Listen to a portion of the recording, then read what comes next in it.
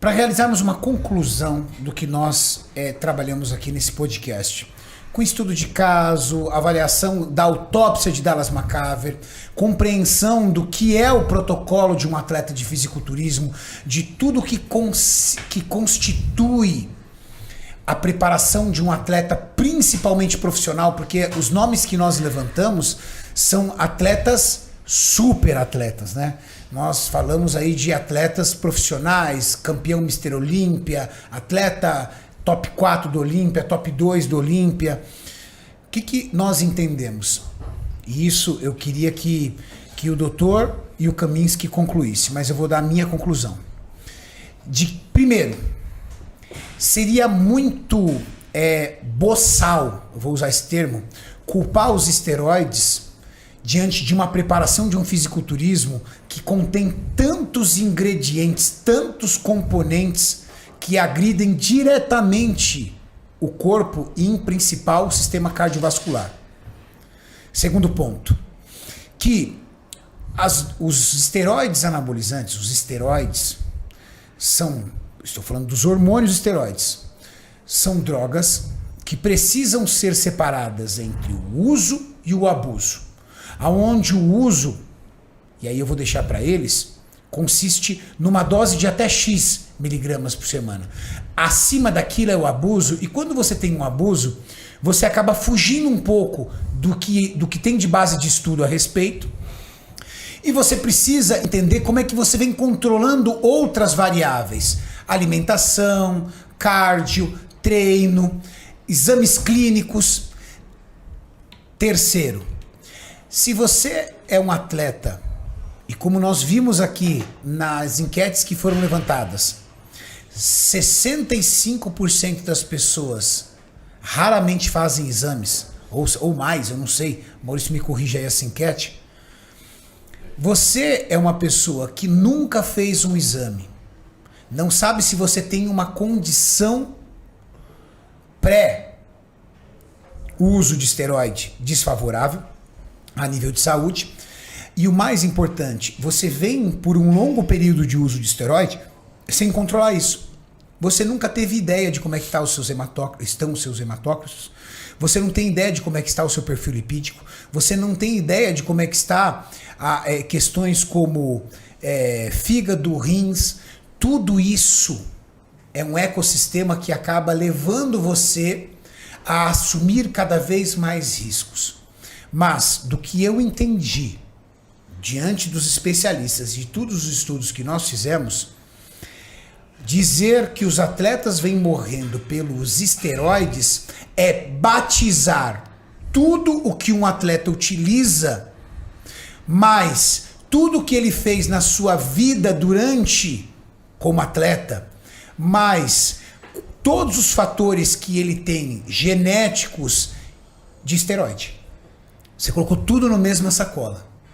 Porque nós estamos aqui com dois professores que trouxeram informações de que os esteroides são muito menos perigosos do que uma série de medicamentos que às vezes se vende ali, livre, na prateleira e que qualquer um pode comprar.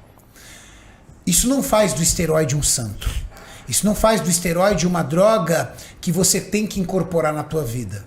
Pelo contrário, eu acho que você tem que tomar uma decisão muito madura quando você quer sair do natural para o hormonizado. Porque quando você sai do natural para o hormonizado, é um pulo que muitas vezes você não consegue voltar atrás. E quando você volta atrás, quer ser natural novamente, a probabilidade de você perder tudo aquilo que o esteroide te deu, porque ele te alugou, na verdade, é muito grande.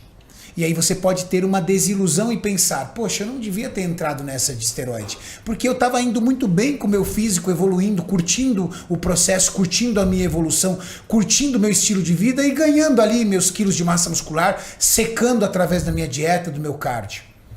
Mas como especialistas, nós tínhamos que vir aqui desmistificar um pouco essa palavra anabolizante, hormônios, esteroides, que os atletas, todos, na sua grande maioria, usam, e justamente por usarem, acabam recebendo a culpa de suas mortes em cima disso. A gente abriu aqui a autópsia de Dallas McCaver e vocês viram o aumento de órgãos dele estão muito mais ligados a outros hormônios. Pessoal, GH e GF1 não é hormônio esteroide, é hormônio peptídico. Insulina não é hormônio esteroide, é hormônio peptídico. E isso sem contar com outras substâncias que atuam na sua tireoide, que atuam no seu sistema beta-adrenérgico, que faz com que você tenha condições suprafisiológicas e que levam você a um over de tudo que você tem. É um over com relação à frequência cardíaca, é um over com relação ao sistema respiratório, é um over com relação à falta de sono.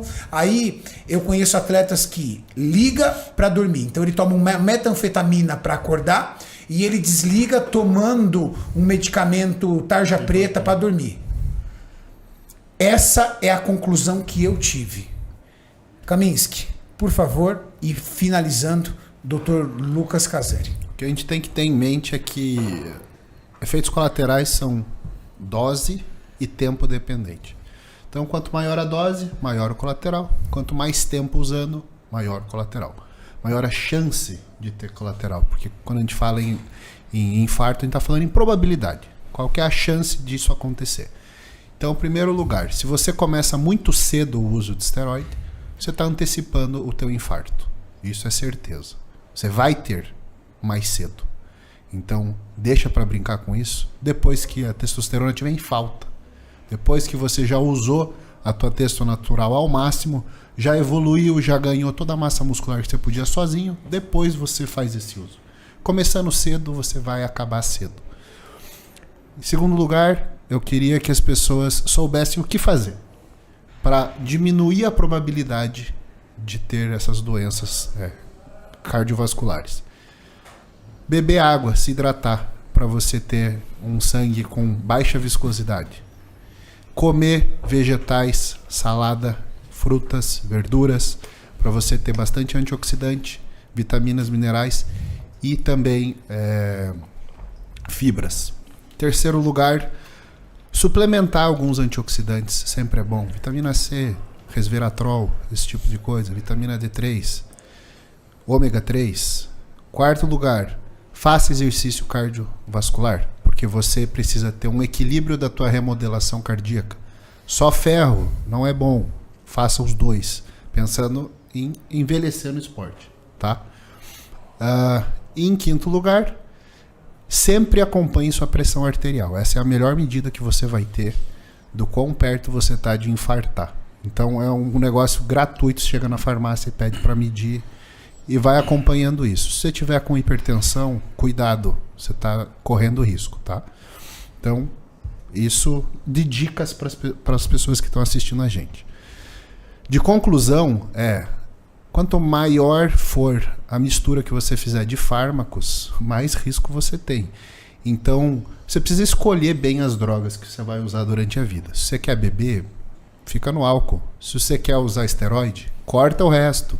O que não dá para fazer é misturar esteroide com êxtase, com álcool, com noite não dormida e colocar tudo num balaio só, que as pessoas depois vão culpar o esteroide pela sua morte. Então, não dá para fazer isso. Outra coisa, comer limpo.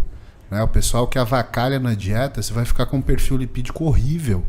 E ainda por cima, o sobrepeso vai causar hipertensão arterial e você vai ter um acidente vascular.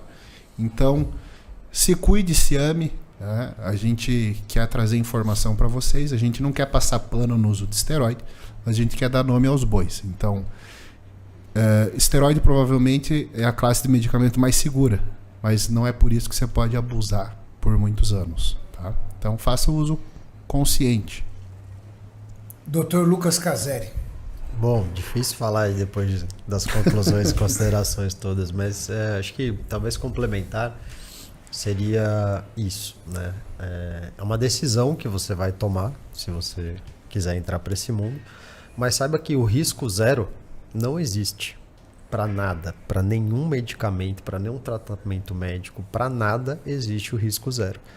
Mesmo você trabalhando com uma classe de medicamentos que muitas vezes, num sistema mais controlado de avaliações clínicas, de acompanhamento, de dosagens que sejam moderadas, ele ainda assim existe um risco. O risco é baixo, mas ele não é inexistente. Então isso é sempre importante frisar, que embora eu sempre indique, e eu acho que é prioritário você ter um acompanhamento, por exemplo, de um profissional, antes de você conseguir fazer os seus exames, para você monitorar a sua saúde, isso, vamos dizer assim, isso vai ser fundamental para você tirar coisas que são, como eu contei os 2 casos aqui, muitas vezes precoces, né? Você vai conseguir diagnosticar coisas que às vezes são assintomáticas e que lá na frente elas realmente vão te dar problema. Então, ao decidir entrar para essa área, é sempre mais interessante você estar acompanhado do que não acompanhado. Né? Muita gente fala às vezes, não tenho condição de acompanhar. Olha, mas dá para comprar a botinha da academia, dá para comprar o whey, que muitas vezes é caro. O medicamento do mercado paralelo é 5 vezes mais caro do que você comprar na farmácia normal. E muitas vezes você passar num nutricionista e você passar num treinador, por exemplo, você tem um acompanhamento, uma consultoria, vai te dar muito mais resultado, né? Você ter aquela disciplina 100% de fazer o que precisa ser feito até o momento onde você precisa chegar, vai te dar muito mais resultado, às vezes, do que você ter uma coisa meia boca. Vamos dizer assim, você querer usar uma gasolina de alta octanagem aí num Fusca velho, né? Então, ou seja, você conseguiria o resultado com o esteroide que você conseguiria da mesma forma se você fosse 100% disciplinado ali na sua dieta, no seu treino, otimizando isso, né? E tendo uma noção muitas vezes realística, que é o que o Cami falou. Chegam, por exemplo, as meninas que têm uma estrutura corporal muito grande, falam, não, eu quero secar, quero ficar igual a biquíni aqui. Eu falo, você vai ter que nascer de novo. Você vai ter que escolher seus pais de novo, porque você não vai conseguir. Ficar muito grande não é para quem quer, é para quem pode. Muitas vezes as pessoas vão chegar no seu limite, e existe sim um limite. E querer muitas vezes forçar aquele limite, né, é isso que pode dar o problema. Então, para mim é uma conta de matemática também, que nem o que me falou, né? Num eixo, né, num gráfico, você tem a dose, no outro lado você tem o tempo.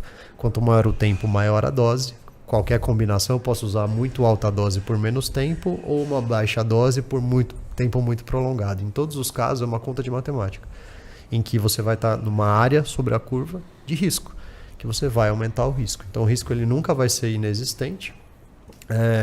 Então, estar acompanhado é melhor do que não estar acompanhado, muitas vezes. Estar monitorado é muito melhor do que você não estar monitorado. Acho que essas seriam as mensagens, né? E quando a gente está olhando para esse cenário, né, só para concluir, de uma morte de um fisiculturista ou de alguns fisiculturistas, a gente está vendo um monte de coisas ali, né?